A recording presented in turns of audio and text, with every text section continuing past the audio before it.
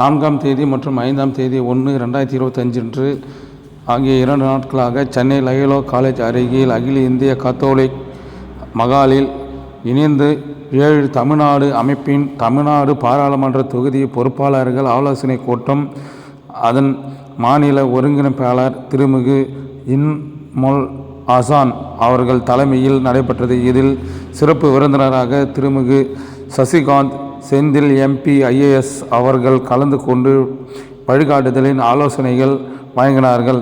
பாராளுமன்ற தொகுதி பொறுப்பாளர் எதிர்கால திட்டங்களை பற்றி ஆலோசனை வழங்கினார்.